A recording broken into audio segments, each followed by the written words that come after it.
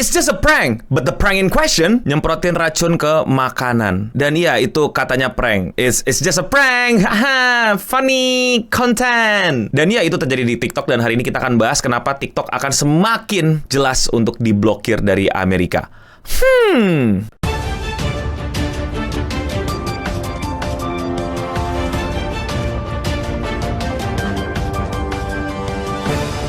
Jadi ada konten kreator namanya Charles Smith, adalah seorang TikToker yang udah lumayan punya banyak followers dan dia itu bikin konten-konten prank. Sayangnya gue nggak bisa kasih contoh-contoh video prank dia karena dia sudah menghilangkan akun sosial medianya karena lagi kelabakan. Kelabakan panik karena bikin prank yang bener-bener membuat dia ditangkap polisi. Ya gimana nggak ditangkap? Prank yang dilakuin adalah nyemprotin racun ke makanan. Racunnya tuh kayaknya racun racun buat serangga gitu, kayak baygon lah di sini gitu, yang versi Amerika. Terus disemprotin ke makanan di supermarket. How is that even a question kalau itu bakal melanggar hukum?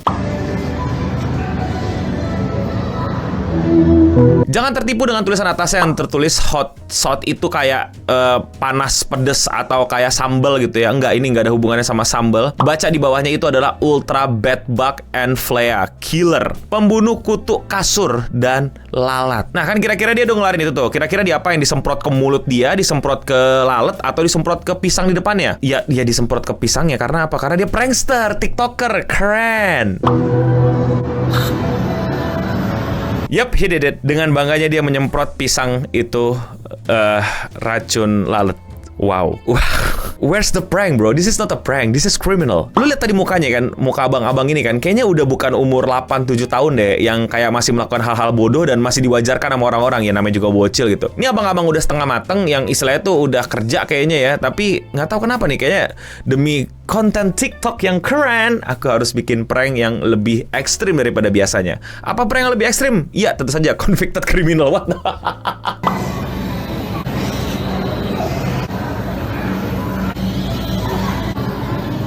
Bro, bukan cuman pisang, the entire corner buah-buahan, ubi, apapun itu disemprot. What's prank is this?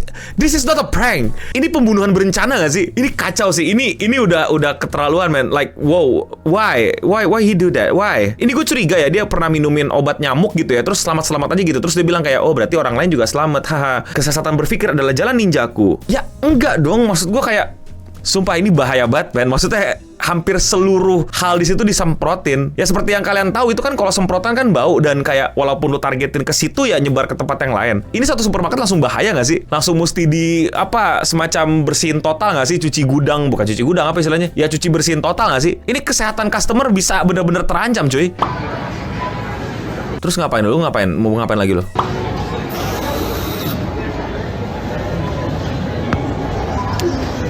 Ayam. Iya sih, ayamnya kebungkus sih. Cuman disemprot sama...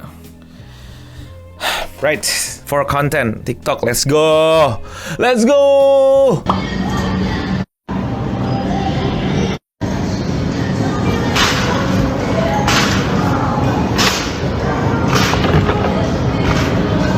Threw them away, terus dibuang semua.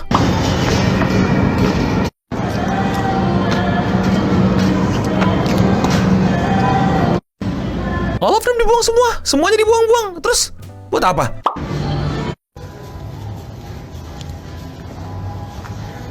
Hah?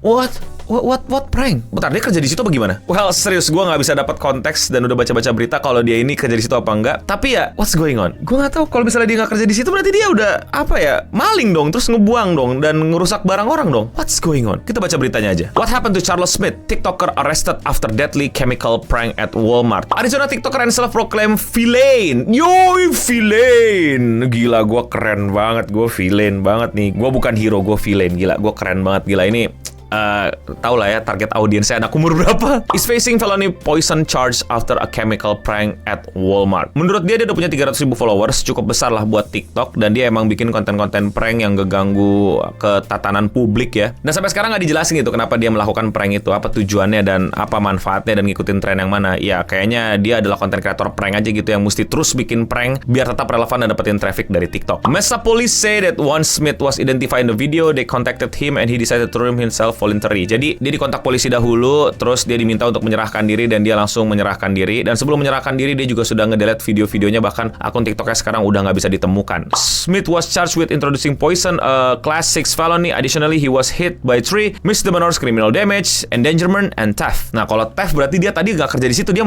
maling, dia mah ngambil barang, disemprot barangnya dibuang. Apa sih TikToker? Membahayakan dan merusak properti orang lain. Jadi ya kacau sih intinya. Smith ngaku ke polisi kalau dia bikin TikTok kayak gitu tuh bisa dapetin $6.000 sampai $10.000 per bulannya dengan menjadi troll di sosial media dan mereferensikan dirinya sebagai supreme villain of TikTok. Waduh, kira-kira $10.000 itu segini rupiah ya adik-adik. Jadi ya dia ngeprank dan dapat duit segitu. Ya ngertilah jalan berpikir ya kenapa dia mesti melakukan prank-prank aneh lagi. Because of the money. Oh ya, buat yang belum tahu nih, TikToker, lu dapat followers banyak, lu dapat traffic banyak, lu nggak dapat duit. Di Amerika, TikToknya lu dapat followers banyak, lu dapat traffic, lu dapat duit banyak juga. Tapi sepertinya dia bayar bond sebesar $25.000 kalau di rupiah itu segini. Jadi dia kayak semacam jaminan gak bakal kabur dan akan terus ngikutin proses hukum. Jadi dia nggak dipenjara gitu, dibiarin keluar. Tapi kayak dia nggak boleh pindah state atau gimana lah, atau nggak boleh kabur dari rumah lah, dan yada-yada lah. Kalau terbukti bersalah, dia bisa menerima jeratan hukuman sebanyak 20 tahun penjara. Buat lu pada tadi bilang, kan lu lihat bang itu buahnya habis semprot dibuang bang, jadi nggak kenapa-napa dong. Tuyul, lu belum pernah pakai semprotan nyamuk apa gimana? Itu kan yang disemprot kan kemana-mana. Tempat wadahnya kan juga terkontaminasi. Apalagi itu makanan-makanan fresh yang biasanya nggak perlu dimasak kayak buah-buahan, tinggal dicuci. Dan belum tentu dengan mencuci aja itu selesai. Bahkan kalau ada orang yang nggak biasa nyuci buah, lebih ngejar freshnya daripada dicuci-cuci. Walaupun gue saranin kalian tetap cuci buah ya. That's dangerous dan itu jelas membahayakan orang. Nggak ada excuse sih menurut gue untuk ya dia kan udah buang itunya bang. Nggak tahu yang dia buang apa semua, dan dia dengan ngelakuin itu tetap kriminal gitu. Itu bukan barang dia, membahayakan publik. Di Walmart bukan pegawainya tahu-tahu buang buah, apaan maksudnya? Intinya jelas berbahaya, kriminal, jangan ditiru, nggak usah lo lakuin demi TikTok atau apapun. TikTok nggak peduli sama lu. Di Amerika lu dibayar, di Indonesia nggak usah lakuin, nggak usah tiru-tiru. Dan era prank tuh kayaknya udah selesai tahu, udah kelar tahu. Semua orang pengen jadi konten kreator prank, YouTuber prank, udah kelar eranya. Nggak usah bikin aneh-anehan lagi, nggak usah ada prank-prankan. Udah lu joget aja di TikTok, nggak apa-apa, seriusan deh, nggak ganggu siapa-siapa, nggak ngerugiin siapa-siapa. Lu joget TikTok aja udah. Paling lu jadiin kambing hitam kenapa TikTok jelek dan kontennya buruk lah. Udah ya udahlah, gas aja lah. Dan ya buat kalian yang belum tahu, Amerika itu bentar lagi mau ngeblokir TikTok, dan bayangin kejadian ini terjadi lagi. Semakin yakinlah mungkin para penegak hukum dan para pembuat peraturan di Amerika untuk ngeblokir permanen TikTok dari Amerika. Berjayalah Mark Zuckerberg di sana. Jangan sampai ada kayak gini di Indonesia, nggak usah ditiruin. Bilangin adik-adik lo kalau nonton nggak semuanya mesti diikutin. Sumpah deh, cara pertama untuk lo menghindari masalah dari dunia konten kreator ini adalah dengan menghindari konten bergenre prank. Jauh-jauh dah. Lo storytelling kayak apa, kayak joget, kayak prank nanti aja lah. Kalau udah punya tongkrongan, lo prank saling sama tongkrongan, nggak ngerugiin orang, barulah tuh aman. Tapi kalau menurut kalian bagaimana? Apakah hal kayak gini mungkin akan terjadi di Indonesia? Atau udah terjadi, cuman gue nggak tahu? Kasih tau gue di kolom komentar di bawah. Kalau kalian suka sama pembahasan konten kreator kayak gini dan kalian mau support gue, lakuin dengan sesimpel klik tombol subscribe. Dan ya, sekian seputar internet untuk episode kali ini. Gue Nobening pamit undur diri, dan untuk kita semua, stay clean and sound.